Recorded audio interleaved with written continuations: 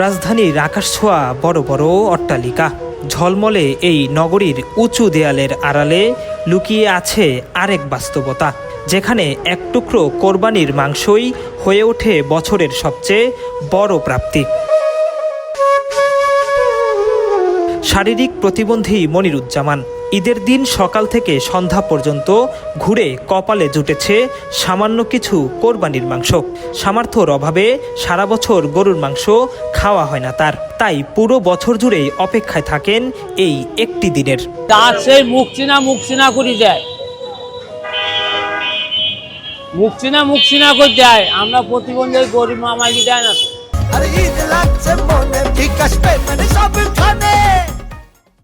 তা বাবা দয়া করে দিলি তাহলে তো ব্যাগ ভরিয়ে যেত। খারাপ লাগে? তাহলে তো ব্যাগ ভরিয়ে যেত। খারাপ লাগে? কারণ না ভালি খারাপ লাগবে না, সারাদিন আইডি এই পাই যাই। তাহলে পশুগুলো আসলে কোরবানি দেয় কাদের জন্য? এই বড় লোকের জন্য, চিনা শুনো মানুষের জন্য। গরিবের তো একটা অংশ, ও গরিবের অংশ বর্তমানে কোনো জায়গায় নেই। আত্মশোধন দিয়ে আর ওই যারা মুখচিনা তাই বললাম তো। ঈদের আগে ভাবো কেন, ঈদের আগে খাইনি, দাম বেশি। 800 টাকা কিনে খাই আমরা ভিক্ষা করি খাই, তা 800 টাকা গরু বস্তু কিনে খাবো কেন? ঈদের দ্বিতীয় দিনেও তাকে দেখা যায় রাজধানীর বড় বড় অট্টালিকার দুয়ারে দুয়ারে ঘুরতে। যদি কোথাও মেলে কিছু কোরবানির মাংস, সেই আশায় ছুটে বেড়ান এক প্রান্ত থেকে আরেক প্রান্তে। শুধু মনিরুজ্জামান নন, কোরবানির ঈদ এলেই রাজধানী জুড়ে বড় বড় অট্টালিকার সামনে দেখা যায় এমন হাজারো মানুষের দীর্ঘ সারি। কারো হাতে ব্যাগ, কারো হাতে পলিথিন, সবার প্রত্যাশা এক টুকরো মাংস নিয়ে বাড়ি ফেরার। আমরা তো গরিব মানুষ, বুঝছেন, আমরা বছরের মাথায় খাইতে পারি, তাছাড়া আমরা খাইতে পারি না। আমার দুইটা মেলে আমি অনেক কষ্ট করি, আমি ভিক্ষা করে খাই। কি করবো বাবা তোমারে, আমরা গোছ খাইতে পারি না বছরের মাথায়। গরিবের ভাগটা যায় বড় লোকেরা, কুরবানি দিয়ে সব ফ্রিজ পড়ে, আমাকেও দেয় না। আমরা বাসা বাড়ি গেলে ধাক্কা দিয়ে বার করে দেয়, কয় দেওয়া শেষ। ঢুকতে দেয় না, হাঁকায় গোছ নাই, বাইরে সরো নাই, দিয়ে দিছি নাই। কাটাকাটি শেষে তালা খোলে ভাগযোগ করা দেয়, উঠতেই দেয় না বাবা। কি কমু, বাইর করে দেয়, ধাক্কা দিয়ে মাংসগুলো ডিস বেঁধে দেয়। বড় গল্প হ্যাগো দিয়ে দেয়। যারা পরিচিত বাসা বাড়ি কাম করে হ্যাগো দেয়, হেরা খাইতে হ্যাগো দেয়।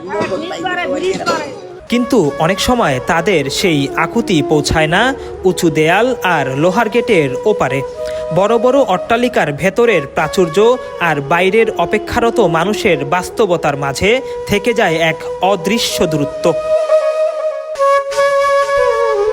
রহিমা বেগমও এসেছেন সেই আশায়। সকাল পেরিয়ে বিকেল হলেও তার ব্যাগে জমেছে মাত্র কয়েক টুকরো মাংস। তিনি বলেন, অনেক সময় মাংস চাইতে গিয়ে অপমান, তিরস্কার আর অবহেলার শিকার হতে হয়। কোথাও কোথাও তাদের দেখেই বন্ধ করে দেওয়া হয় বাড়ির প্রধান গেট।